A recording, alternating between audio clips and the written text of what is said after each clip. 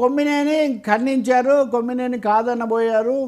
మీరు చూడండి ఒకసారి. నేను కొమ్మినేని ఘర్షణ పడిన వీడియోలు కూడా ఉంటాయి.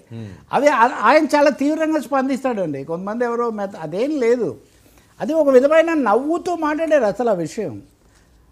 మహిళల మీద ఇప్పుడు చాలామంది అంటుంటారు వర్మ, నేను మీతో కూడా అన్నాను హైదరాబాద్ ఉగ్రవాద కేంద్రంగా మారిపోయిందని. మీరు హైదరాబాద్ని అంతా అనకండి, ప్రభుత్వం మీదే కాబట్టి మీరు చర్యలు తీసుకోండి అని. అందుకని ఈ సమస్య అందులో కూడా ఈ ఇన్సెన్సిటివ్ అంటాం చూడండి, ఒక విధమైనటువంటి సున్నితత్వము ఆ స్పృహ లేకుండా ఎవరిని కించపరుస్తున్నాము, ఇది ఎవరికి తగులుతుంది, మీరు ఎవరి కోసం ఎవరిని కించపరుస్తున్నారు.